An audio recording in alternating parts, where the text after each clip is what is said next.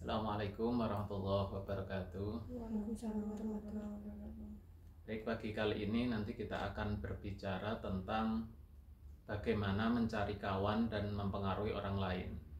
Nah, untuk sesi pada pagi kali ini kita akan membicarakan satu item yang penting kita ketahui, bagaimana tentang kita berbicara topik apa yang bisa membuat orang itu menyukai kita.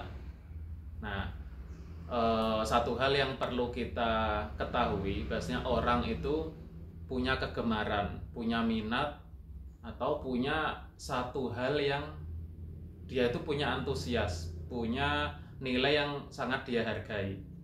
Nah, itu bermacam-macam dan beda-beda tiap orang ya. Ada orang yang memang dia sangat antusias ketika membicarakan tentang uang, atau tentang karir, atau tentang tempat-tempat yang menyenangkan, tempat wisata dan lain sebagainya.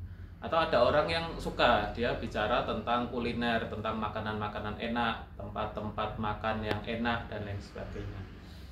Nah, kalau kita ingin punya kawan banyak, disukai banyak orang, nah maka paling tidak kita selalu nyambung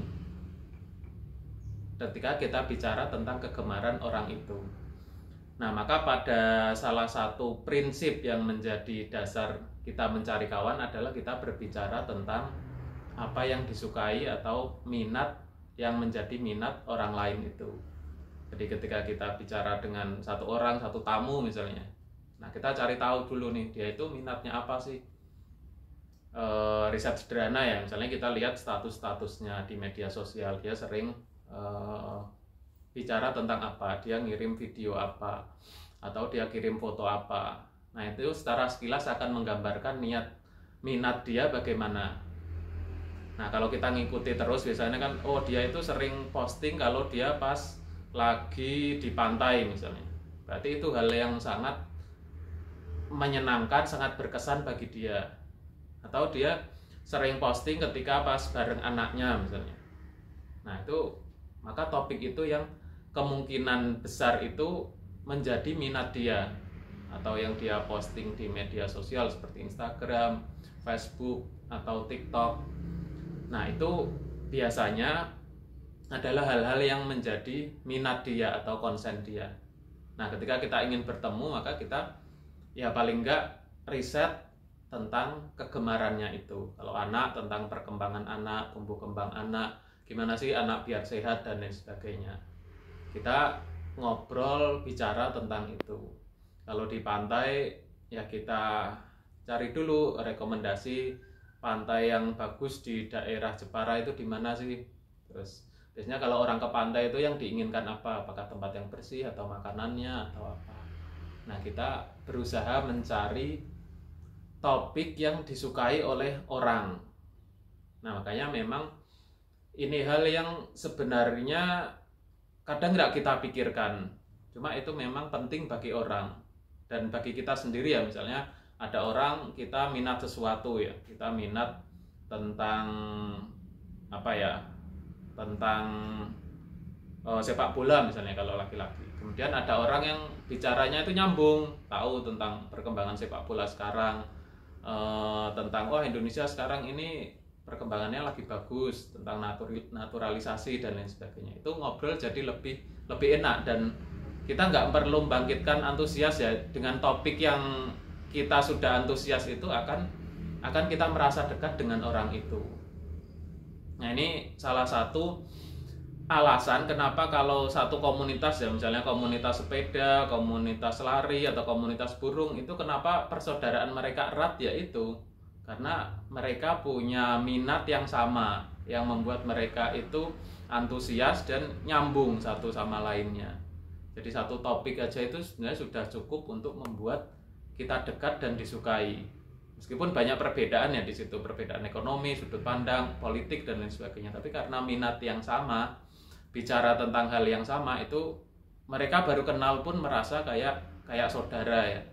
Misalnya ya kayak terkenal biasanya pemakai Vespa misalnya. Nah, itu akan sangat antusias bicara tentang Vespa tahun berapa partnya dan lain sebagainya. Nah itu makanya kita, kalau kita ingin disukai oleh orang lain, banyak kawan, ya kita pinter-pinternya kita milih topik pembicaraan, yaitu yang disukai oleh ini teman kita itu. Sama juga ketika kita dengan pelanggan. Jadi contoh-contoh yang dikemukakan ya, kadang orang yang kita jadikan prospek, ya ini kayaknya prospek. Nah itu nggak langsung ngomong tentang produk kita, tapi tentang kegemaran orang itu.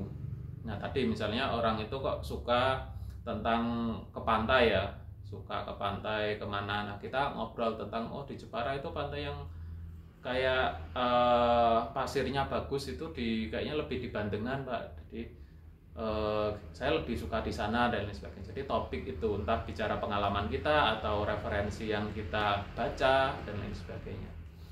Dan itu banyak contohnya, karena topik yang sama itu orang jadi tanpa kita tawarkan itu dia yang mencari tahu, oh iya masnya ini apa kerjaannya apa.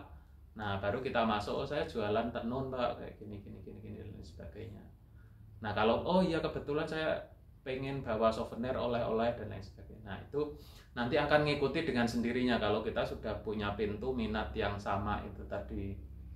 Nah itu yang menjadi konsen. Salah satu hal adalah bicara tentang minat yang disukai oleh orang itu. Jadi orang prospek kita, pelanggan kita dan lain sebagainya, sebelum kita bicara tentang produk kita, layanan kita dan lain sebagainya.